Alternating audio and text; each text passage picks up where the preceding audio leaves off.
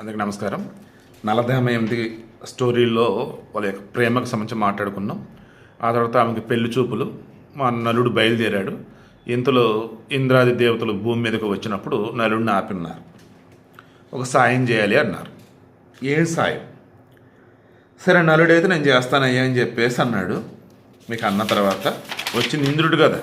ఇంద్రుడి కోరికలేని ఘోరం ఉంటే కదా. ఇంక చూడండి, ముందు సాయం చేస్తా కానీ మీరు ఎవరి వద్దకు నేను దూతగా వెళ్ళాలి, మీ కోరిక ఏంటి, నేనేం చేయాలి, ఉన్నదన్నట్లుగా విషయం చెప్పండి అన్నాడు.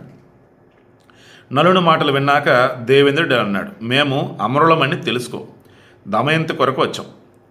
నేను ఇంద్రుడును, ఇతడు అగ్ని, అతడు వరుణుడు, ఇతడు మానవులకు మృత్యువును కలిగించే యముడు. అంటే ఇంద్రుడు, అగ్ని, వరుణుడు, యముడు నలుగురు వచ్చారు.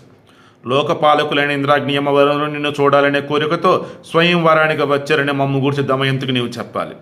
ఇంద్రాగ్ని యమవరుణులు నిన్ను పొందాలని కోరుతున్నారు. వారిలో ఒకరిని భర్తగా వరింపమని కూడా నువ్వు చెప్పాలి. ఇంద్రుడు ఈ విధంగా చెప్పిన పెదప నలుడు 2 చేతులు జోడించి ఒకే ప్రయోజనాన్ని ఆశించి వచ్చిన నన్ను దూతగా పంపడం తగదని పలికాడు. మరి నాయనలారా, నేను దమయంతుని పెళ్లి చూడని చెప్పేసి వస్తుంటే మీరు దానికోసమే వచ్చి నేను నాది పక్కన పెట్టి మీకోసం వెళ్ళి చెప్పమంటారేంటి? అది ధర్మం కాదయ్యా అన్నాడు. ఒక స్త్రీని పొందాలి అని మనసుపడి పురుషుడు ఆ స్త్రీని విడిచిపెడతాడా? ఇతరుల కొరకు ఈ విధమైన దౌత్యం తగున?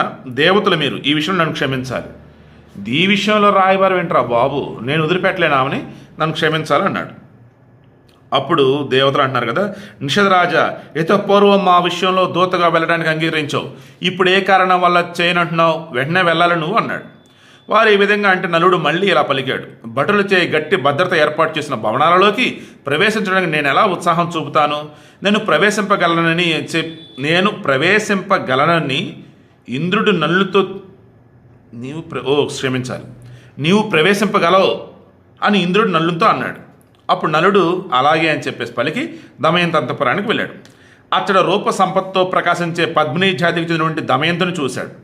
అప్పుడు విదర్భరాజ తనయ దమయంతి చెలికత్తెలతో కూడి ఉన్నది. అతి సుకుమార శరీరము, సన్నని నడుము, మంచి కన్నులు కల దమయంతి తన కాంతితో చంద్రుని కాంతిని పరిహసిస్తున్నట్లుగా ఉంది. చిరునవ్వులు చిందింతే దమయంతిని చూడగానే నలుని కోరిక విజృంభించింది. మనసులోని మన్మధుడిని ఎట్లో భరించాడు. అంతఃపుర స్త్రీలు నలుని చూచి తొట్టుపడి అతని తేజస్సుకు ఆశ్చర్యపడి తమ తమ ఆసనాల నుండి కూడా లేచారు. అంతఃపుర కాంతలంత నలుని చూచి ఆశ్చర్యచకితులై సంతోషంతో ప్రశంసించారు. నలునితో సంభాషించలేకపోయారు, కానీ మనసులతో మాత్రం గౌరవించారు. ఏమి ఈ నలుని అపురూప సౌందర్యం, ఏమి ఇతని తేజస్సు, ఏమి ఇతని ధైర్యం, ఇతడెవడు? దేవతా పురుషుడు, యక్షుడు లేక గంధర్వుడు అయి ఉంటాడు. అంతఃపుర కాంతలు నలుని తేజస్సుకు బెదిరి సిగ్గుపడి ఏమీ మాట్లాడలేకపోయారు. చిరునగవు చిందిస్తూ ముందుగా పలకరించే స్వభావం గల దమయంతి ఆశ్చర్యాన్ని పొంది వీరుడైన నలునితో ఇలా అంది, సుందరాంగా, నాలోని కోరికలను వృద్ధి పొందిస్తున్న నీవు ఎవరు?